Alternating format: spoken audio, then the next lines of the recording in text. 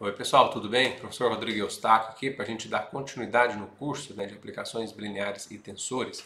Hoje nós já vamos para a aula de número 16, né? Estamos caminhando já ao final, ok? Bom, vamos lá sem muita enrolação. O que nós vamos falar hoje é sobre o método, a classe de métodos Chebyshev-Halley no RN, tá certo? Então vamos lá, vamos tocar o barco aqui. Deixa eu só ajustar o cursor, né? Então, na última aula, a gente comentou, então, né, a gente introduziu a classe Chebyshev-Halley na reta, né, envolvendo essa medida L, né, que a gente chama de grau de convexidade logarítmica, que está aqui embaixo, aqui, né, é a função f, né, vezes a segunda derivada dividido pela primeira derivada ao quadrado. Tá? Então, é uma medida que geralmente se usa nos livros de cálculo numérico, facilita muito as continhas para demonstração. Tá? Mas exige a existência da segunda derivada, né? Tá? Para fazer a prova, por exemplo, no caso de Newton. Tá? Em livro de cálculo numérico, geralmente se supõe a segunda derivada limitada e as contas saem de forma mais natural. Tá? Bom, então a classe de métodos, né, depende desse parâmetro alfa, né, parâmetro alfa aqui. Então nós temos aqui três métodos clássicos, né, Chebyshev com alfa igual a zero, né, vou colocar alfa igual a zero aqui, Halley alfa igual a meio e super Halley alfa igual a 1. Tá? E nós comentamos que a classe de métodos, né, para qualquer valor de alfa, tem taxa de convergência cúbica. Tá? Então assim, originalmente, né, a classe foi definida para alfa entre 0 e 1, né, foi feita a prova para alfa entre 0 e 1, mas isso já foi generalizado para qualquer alfa real. Ok? Então hoje nós vamos falar um pouquinho mais na reta, né? Eu prometi também mostrar o uso da função inversa para introduzir Chebyshev. Então nós vamos fazer isso já já. Tá? Então vamos retomar, né? O nosso problema aqui é encontrar uma solução para a equação f igual a zero. Esse f é uma função de r em r, tá certo? Então aqui nós estamos pedindo que ela seja de classe C2, né? Segunda derivada contínua, ok? Então, algumas estratégias para resolver isso aí, que acho que todo mundo já conhece, né? Nós já comentamos também. O Matt Newton, né? O Matt Newton, então, baseado em Taylor de primeira ordem, tá? Para quem não está muito acostumado, os alunos da graduação principalmente, né? Quem não fez cálculo 3 ainda, mas Taylor, o que é? Né? É uma aproximação polinomial, tá? Então, quando falo Taylor de primeira ordem, estou falando a polinômio do primeiro grau, né? Polinômio reta. Taylor de segunda ordem seria um polinômio do segundo grau, uma função quadrática, tá? Então nós temos aqui, qual que é a ideia do método de Newton, né? Vamos retomar. Aqui nós temos um modelo linear, né? Já estou calculando aqui no ponto xk mais h. Então a f mais a derivada vezes h. Então você vai zerar o modelo, né? Zerar o modelo e achar o h. Esse h é o passo, né? A gente chama de passo de Newton, que é menos a f dividido pela derivada, né? Por que é o passo? Porque você está aqui no xk, então você vai andar um h, né? E aí você obtém o xk mais 1, tá? E aí você volta e faz esse processo aí de forma iterativa, tá? Então esse h, que é menos f dividido pela derivada, é o passo de Newton, tá certo? Então veja, né? É natural a gente pensar em Taylor de segunda ordem, né? Se você fizer a mesma coisa. O que vai acontecer com Taylor de segunda ordem? Então tá aqui, ó, o modelo quadrático, f mais a derivada, vezes h, mais meio derivada segunda, h ao quadrado, tá certo? Então o que acontece, né? Você pode então zerar o modelo e calcular o valor de h, tá? Aqui tem uma conversa de mais ou menos aqui pela fórmula da raiz, mas isso aí a gente pode conversar num outro momento aí. Tem alguma sutilezazinha aqui que eu não vou comentar aqui, mas tudo bem. Quem quiser saber, depois a gente pode conversar a respeito aí, tá? Então você zera o valor, zera o h, né? Faz o modelo igual a zero, desculpa, faz o modelo igual a zero e calcula o valor do h. Então você tem essa medida de h.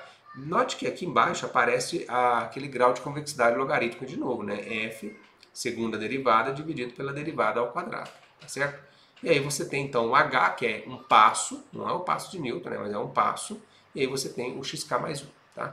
Então perceba só, o problema do Taylor de segunda ordem, quando você resolve olhar modelo para resolver o problema de f igual a zero, mora em quê? Mora no cálculo, né, do h, né? Então veja, primeiro, o modelo por ser quadrático, ele pode ter raiz complexa, né? Então o seu algoritmo vai parar, né? Ele não vai resolver o modelo igual a zero, tá? E aqui é natural olhar aqui o radicando, né? Isso aqui tem que ser positivo, tá certo? Tem que ser positivo, né? Ou seja, né, essa medida aqui que é o L tem que ser menor que meio para isso aqui ser positivo. E é muito fácil você encontrar problemas onde isso aqui vai dar maior que meio, né? E aí a raiz vai ser negativa e o algoritmo vai ter que parar, né? Por exemplo, aqui se você pegar x elevado a n por um n, acho que 5 já é o suficiente, tá? Pega lá x elevado a 5, calcula f, segunda derivada, derivada ao quadrado, tá? E mostra que esse radicando aqui vai dar negativo, tá? Então, é uma função simples, né? X elevado a 5 já não daria certo mais, tá? Mas, de fato, né, quando você usa Taylor de segunda ordem, você prova também convergência cúbica disso aqui, tá? Se a coisa funciona bem, né, então tem taxa de convergência cúbica, ok? Maravilha, né? Bom, agora eu quero pensar com vocês uma forma diferente, tá? Isso aqui é bem bacana. Então, o nosso problema é encontrar um x estrela, tal que f de x estrela é zero. O que significa isso? Que o x estrela é um zero da função, tá? Agora, o problema equivalente, né, um problema equivalente significa o quê? Obtenha a inversa da função, ok? Obtenha a inversa da função e avalie a inversa no ponto zero. Tá? Então, pela definição de inversa, isso aqui é exatamente o x estrela. Tá? Então, veja, o problema agora se torna diferente. Basta um cálculo. Né? Se você tem a inversa, pronto. Calcula a imagem no ponto zero. E aí resolveu o problema. Tá certo? Resolveu o problema. Aí você pode estar pensando agora, tá, mas nem toda função possui inversa. De fato, né? Nem toda função possui inversa. Mas dá para provar que se a derivada no x estrela é diferente de zero, a gente consegue ali uma vizinhança, né, em torno do ponto x estrela, tal que a função seja inversível. Tá? Esse é um lema que dá para provar também. Tá certo? Então, você tem a hipótese derivada diferente de zero, que é uma hipótese até padrão. Tá? Então, em torno do ponto, você consegue mostrar que ela tem inversa. Tá? Por quê? Porque a convergência nossa aqui é convergência local, né, dentro de uma bolinha. Tá certo? Então, veja que coisa maravilhosa. Ó. Se você tem uma forma de calcular a inversa, só calcula a inversa no ponto zero. Tá? Ok. Então tá, bom, aqui para a gente explicar o que eu acabei de dizer, você tem aqui então uma função f, que é azul, né? Você tem a inversa, que é essa rosa aqui. Nós sabemos que elas são simétricas em relação a essa bissetriz y igual a x. Então note, né, que o valor de x estrela aqui é o mesmo valor de f menos 1, zero. Tá? Bom, então agora vamos pensar na seguinte ideia, uma ideia iterativa para chegar no f menos 1, zero. Tá? Então vamos pensar o seguinte, ó. Vamos fazer uma quadrática Taylor de segunda ordem na inversa. Tá? Essa é a ideia. Vamos fazer Taylor de segunda ordem na inversa. Então vamos ver o que vai acontecer. Nós vamos começar com um ponto xk. Vamos devagarinho aqui para a gente não se perder. Ó. Dado um ponto xk, que é esse ponto aqui, ó. Deixa eu ver se vocês estão vendo ali. Isso. Onde está o mouse. Tá? Onde está o mouse aqui é o xk. Tá certo? Então perceba que o xk, essa medida aqui é igual a essa medida aqui. Tá certo? Essa medida aqui. Isso aqui seria o y da função, tá? Então você vai olhar esse pontinho verde aqui, que seria o y, a imagem de f de xk pela f, tá? Ó, se você calcular a imagem de se calcular f de xk, vai dar aqui embaixo, ó. Vai dar aqui embaixo, tá? Então por simetria você vai olhar esse ponto verde aqui e vai calcular vai construir o polinômio de Taylor aqui, ó, tá? Na inversa, ok? Então tá aqui, ó. Construído para yk igual a f de xk. Então vamos construir. Construímos aqui o polinômio de Taylor de segunda ordem. Tá? Então o xk mais 1, que é o próximo ponto, você vai calcular a imagem nesse modelo, que é o mk aqui, é o modelo quadrático, no ponto zero. E aí você obtém um próximo ponto. Então o próximo ponto é esse vermelhinho. Tá? Esse vermelhinho, por simetria, dá uma olhadinha aqui, ó. É esse cara aqui, ó. Tá? A ideia é chegar no x estrela ou chegar no f menos 1, zero. Tá? Ok, então esse pontinho aqui agora, né, você vai calcular o polinômio de Taylor aqui. Ó, tá? Então vamos fazer, fizemos. Ó. Chegamos aqui. Tá? Agora o próximo ponto então, mesma forma, né, calcula a imagem no modelo no ponto zero. Calculamos a imagem no modelo no ponto zero, chegamos nesse ponto vermelhinho. Então perceba que começou a subir. Tá? E a convergência vai se dar. Né? Então continue com o processo, ó, polinômio de Taylor. Veja que aqui, claro que não está provado, né, mas tá, a curvatura aqui está a mesma. Tá? E aí você vai fazendo isso até se aproximar. Tá? Então esse é um método para calcular zero de função também. Tá? Para calcular zero de função. E nós já sabemos que método é esse, nós já vamos ver qual que é. Tá? E aí fiz mais uma quadrática aqui, ó, chegou bem perto aqui. Tá? Bem pertinho. Perfeito? Entenderam o processo, pessoal? tá? Qualquer dúvida, manda no mural aí, tá? Mais uma ainda, mais uma. Então vamos lá. Bom, aí tem um lema bem bacana, né? Se o MK, que é o modelo, né, é Taylor de segunda ordem para a inversa, em torno do YK, então a curva simétrica do modelo, né, curva simétrica do modelo em relação à reta y igual a x, é a parábola osculatória, né, x igual a essa parábola deitada aqui, estou chamando de y de x. Tá? Bom, esse termo osculatória, pessoal, vem do inglês aqui, mas eu não sei qual é a tradução para o português que fica ideal, eu acredito que é osculatória mesmo, só que lembra beijo, né? Quer dizer, é uma coisa que está tocando de forma suave, tá? De forma suave, aqui para nós, significa o quê? O modelo interpola f, interpola a primeira derivada, que é a reta, mas a curvatura também. A curvatura é medida pela segunda derivada. Tá certo? Então nós vamos usar esse termo, que é o termo que está no inglês, osculary, tá? Então nós vamos usar osculatória. Tá certo? Então vamos retomar agora. O que esse lema está dizendo? Que Taylor de segunda ordem, né, é simétrica. Porque veja, a função f ela é simétrica à inversa, ao gráfico. Né? O gráfico de f é simétrico ao gráfico da inversa em relação à reta y igual a x. Então você faz a parábola, né? Faz Taylor de segunda ordem na inversa, né? Na inversa. Então a simetria dá uma outra parábola, tá certo? Uma outra parábola. Tá? E aí você tem então o método de Chebyshev, porque o método de Chebyshev que nós discutimos na última aula, o que é, né? É encontrar o zero, né, do modelo aqui, ó, tá certo? Encontrar o zero do modelo. Então, vocês, x igual, modelo é a parábola deitada, né, que é exatamente esse x aqui, ó, tá certo? Então, você tem o método de Chebyshev. Eu vou fazer aqui, eu fiz um desenho bem bacaninho aqui, ó. Vamos ver, você tem aqui uma função logarítmica, tá? Então, você tem aqui a f, e aqui você tem a inversa, tá? Aqui você tem o x estrela, que é a solução, e aí você tem o f-1, zero, que tem o mesmo valor numérico que para o x estrela. Tá? É a solução também. Então, vou fazer os dois simultaneamente. Vamos começar com o ponto xk. Um ponto xk. Veja, aqui no ponto verdinho nós vamos fazer Taylor de segunda ordem, na inversa. E aqui nós vamos fazer a parábola osculatória, a parábola deitada. Tá? E as duas parábolas elas são simétricas, é isso que o lema está dizendo. Tá? Então, o xk mais 1, pelo método Chebyshev, o que é? É o zero da parábola osculatória. Tá certo? Mas esse pontinho vermelho, o valor numérico, é igual a esse pontinho vermelho. Ou seja, né, o que eu estou querendo dizer aqui é que você pode, se quiser, introduzir o método de Chebyshev como encontrar, obter a função inversa e avaliar a inversa no ponto zero. Tá certo? Através do pronome de Taylor de segunda ordem aplicado à inversa. Tá bom? E aí você continua. Dá para ver claramente aqui a simetria entre as parábolas.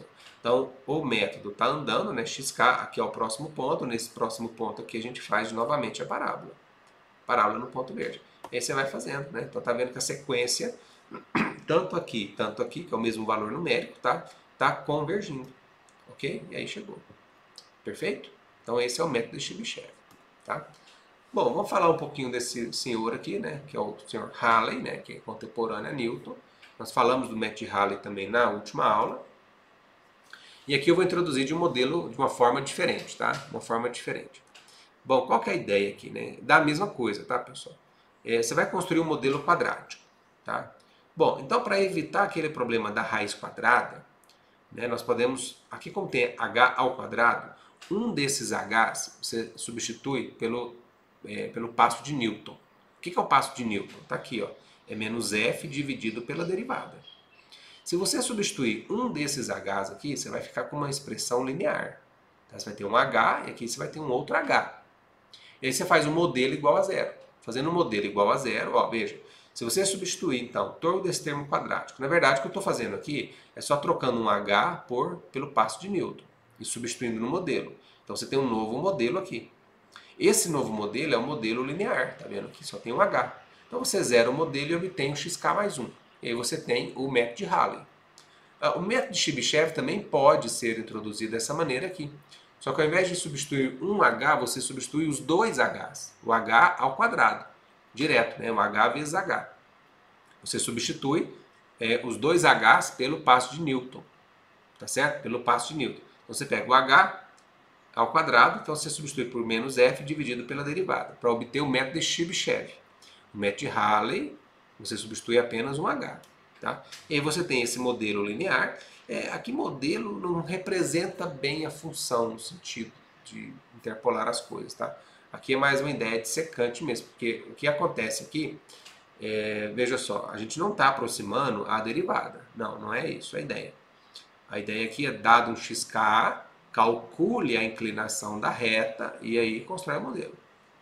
Tá? Basicamente isso. Então aí você tem o método de Halley, como eu comentei. Okay? E nós vimos também na aula passada, né, que o método de Halley, interpretação geométrica dele em base de modelo, é formado pela hipérbole osculatória, hipérbole tangente, tá? Que a gente chama. Então você tem aqui o xk, a partir do xk você constrói então a hipérbole, né? Então aqui você tem primeira derivada, segunda derivada e a função, né? Obviamente concordando, tá? Então você tem aqui a hipérbole. E aí você zera a hipérbole. Então xk mais 1 é o zero da hipérbole. Então zerou, obteve aqui a outra hipérbole, o ramo está embaixo aqui. Aqui você tem de novo e aí você tem de novo. Tá certo? Esse é o método de Halley, tá? Só para fixar as ideias. E o método Super Halley, ele não tem assim um modelo, né, igual o método de Chebyshev e o método de Halley, tá? Pelo menos não tem ainda, né? Ninguém provou que é zero de um modelo, de uma curva bonita que interpola e tal, tá? Mas também não tem muita preocupação com isso.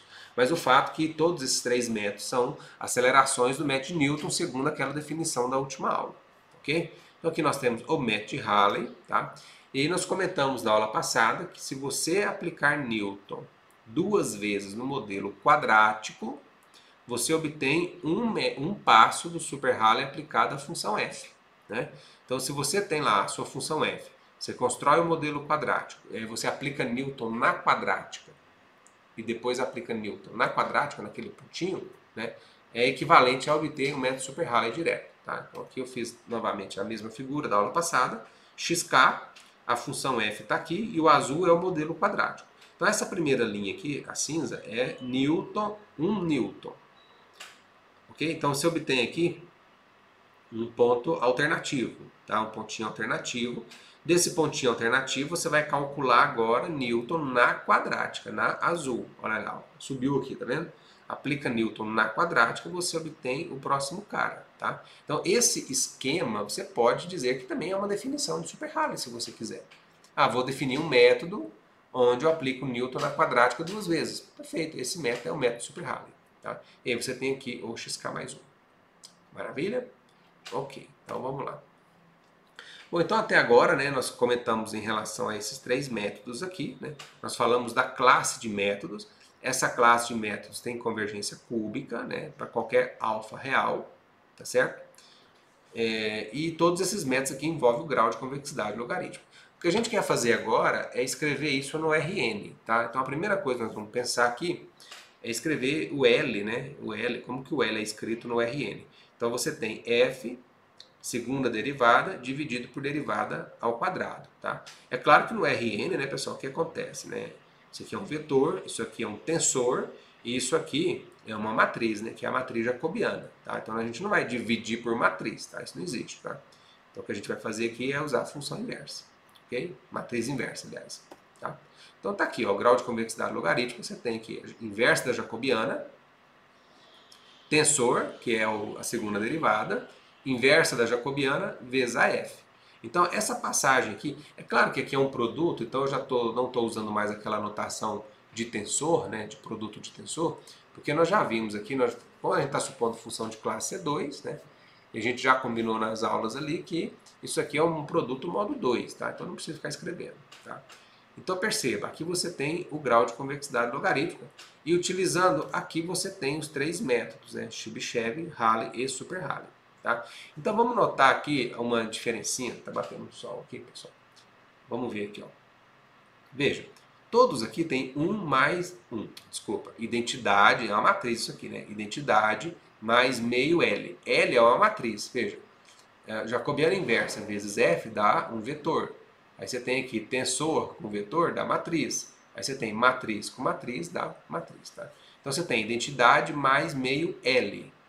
Identidade mais meio L que multiplica uma outra matriz aqui, ó, inversa. Tá?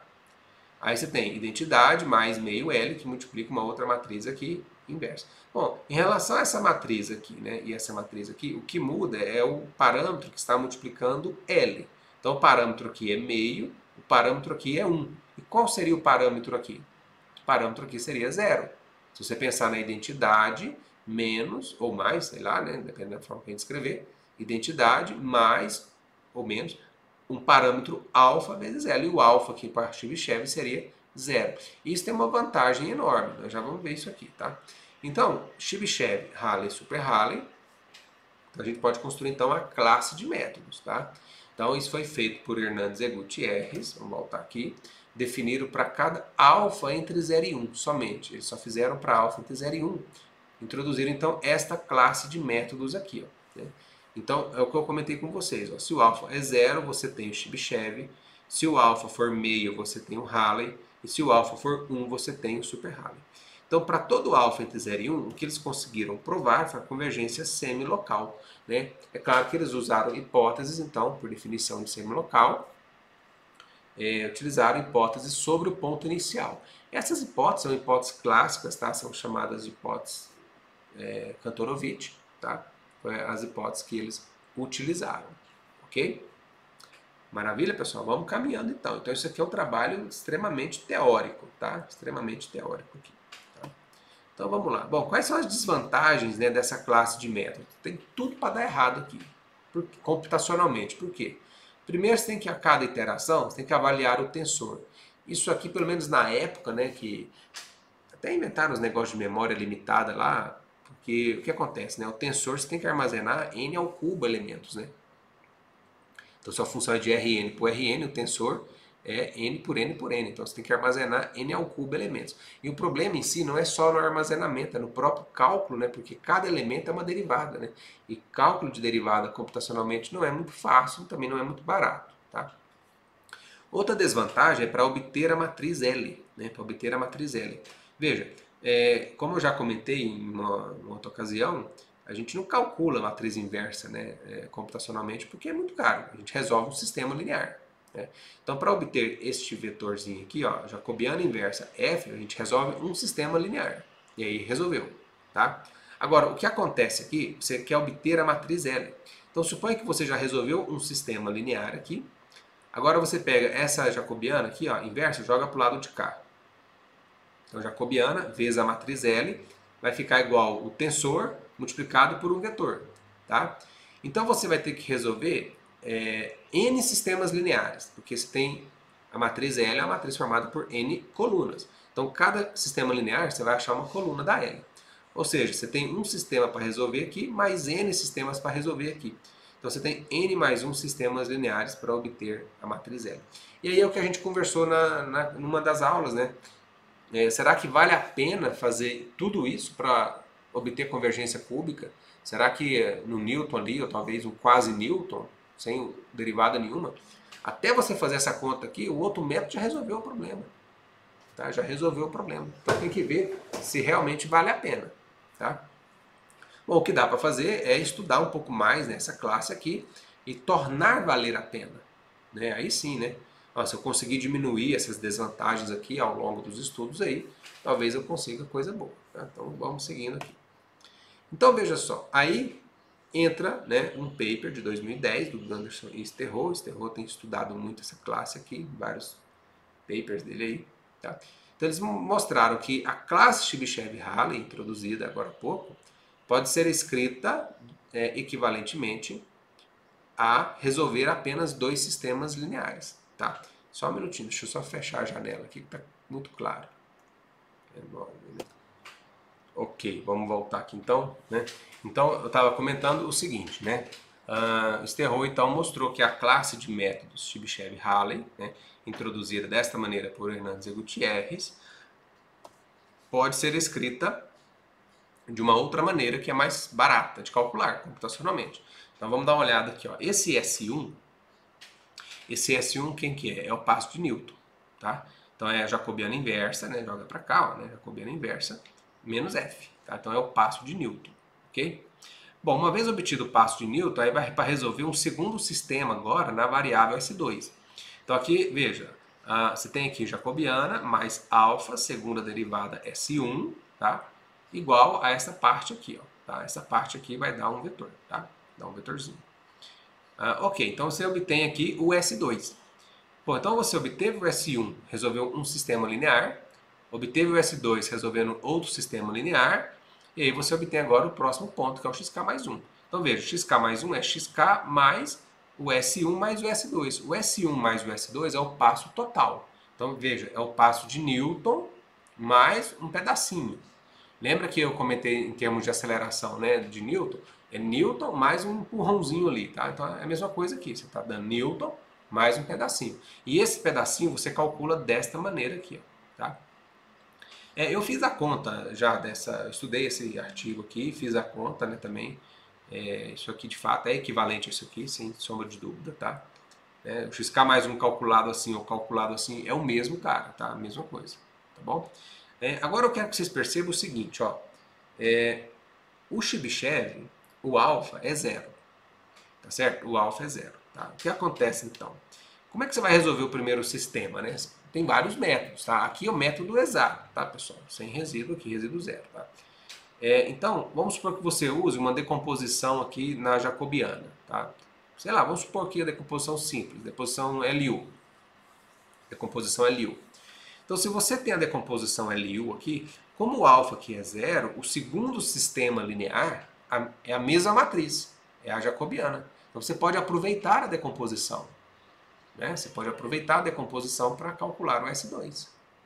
Tá? Essa é uma vantagem do método Chebyshev. Tá? Agora, para outro alfa aqui, não dá para aproveitar. Dá para aproveitar a decomposição da jacobiana, mas fazendo o método ponto fixo aqui. Tá? Isso foi feito também já no mesmo paper, se eu não me engano. Tá? Eu não tenho essa certeza agora. Não, não é no mesmo paper, não. É no paper da Sara que está feito isso. Que eu estou dizendo aqui. Mas a gente vai discutir isso na próxima aula já.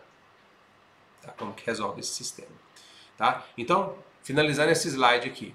A classe de Chebyshev-Halley, que você precisaria resolver n mais 1 sistemas lineares, basta resolver 2. Isso aqui independente do n, né, pessoal? Se resolve 2 independente do n. Mas ele ainda carrega, né, a desvantagem do cálculo do tensor, tá? Que é a segunda derivada. Ainda tem essa desvantagem. Mas, vamos dizer assim, que já melhorou bastante, né? Tá? Resolve apenas 2 sistemas. Ok? Bom, então, Gunderson e Sterrow agora provaram a convergência local, né? Nós tínhamos lá na reta lá a convergência semilocal, né? Semilocal, agora nós temos convergência local, e não mais para alfa entre 0 e 1, mas para alfa, qualquer alfa real, né? Ou seja, a classe de métodos aumentou, né? Para qualquer alfa real. Então, as hipóteses aqui são clássicas, tá? A segunda derivada é Lipschitz, e a jacobiana seja não singular na solução, x estrela. Tá? Então, para cada alfa vai existir um raio, né? Existir um raio, ou seja, vai existir uma bola em torno da solução, tal que se a sequência iniciar dentro dessa bola, os termos da sequência estarão nessa bola e a sequência irá convergir para a solução. Tá? É isso que está escrito aqui. Além da convergência, é provado também a taxa de convergência cúbica. Tá certo? Então, prova-se a taxa de convergência cúbica da classe Chebyshev-Halley para qualquer alfa real agora. Tá? Para qualquer alfa real, convergência local agora, tá? Local. Bom, interessante aqui é o seguinte. Como é que eles provaram esse teorema, né? Eles provaram que a classe Chebyshev-Halley é um caso particular de uma classe bem antiga já de métodos, que chamaram essa classe de classe Shetlik, porque está no livro do Hubert Shetlik, que é um alemão, professor alemão. Tá? Então tem um livro dele de 79. Tá? Eu, quando fui estudar isso também, eu cheguei a entrar em contato com o professor, porque eu queria ver essa prova, né, estudar essa classe de métodos, e ele me mandou lá umas fotografias dos PDF do livro antigo, não tem mais, né? Não tem em PDF, aliás. Tirou uma foto do livro e mandou, tá? É esse livro aqui, ó. Deixa eu voltar aqui na página. Esse livro aqui. Deixa eu inverter a imagem também, para você poder ver direitinho aqui, ó. Deixa eu só ajustar aqui. Espera aí. Isso. Pronto, aqui, ó. É esse livro aqui, ó. Tá todo em alemão. Eu não leio alemão, tá? De jeito nenhum. Mas a gente consegue, né, pelo menos entender, não dá para ver muito bem, né? A matematiquice aí dá para entender, tá? E aí você bota no Google ali, vai lendo alemão, põe para o inglês e vai se virando, tá certo? Então a prova deles foi provar isso aqui, tá? Aqui é interessante também, o Marcelo comentou alguma coisa sobre o raio de convergência do método, né? A prova do que está no livro do Schlick, né, a prova convergência local, ele acaba exibindo o raio de convergência. Tá? A prova dele ele constrói um raio de convergência e dentro desse raio ele consegue mostrar a convergência local. Tá? Não é o raio ótimo. Tá? O raio ótimo é um problema aberto ainda. Tá? Nós temos já um outro teorema também que nós fizemos, tá? Eu, o Ademir e o Miguel, achando o raio de convergência para cada método da classe, né? Quer dizer, depende do alfa, tá? E eu vou ver se eu consigo montar uma aula a respeito disso também, ok? Maravilha, pessoal. Então ficamos por aí nessa parte aí. Espero que vocês tenham entendido, né, a classe Chebyshev-Halley no RN, tá? No RN. E a tarefa agora é o seguinte, né? Vamos discutir como que nós vamos baratear um pouquinho mais agora, porque já nós temos dois sistemas lineares para resolver, né? E agora a gente quer tirar o tensor da jogada, tá certo? Então tem algumas metodologias para fazer. Nós vamos mostrar duas metodologias, mas tem outras também que são bem antigas também, da época do Schlick aqui de 79, tá? Então, eu diria que esses métodos foram sim, esquecidos na literatura antigamente, porque o custo computacional é muito caro, né? Já tentaram usar memória limitada, mas hoje nem tem problema de memória mais, né? Então não é esse o problema, né? O problema é estar no cálculo mesmo, da complexidade do algoritmo, tá? Perfeito, pessoal? Então, beleza, ficamos por aí, até a próxima aula.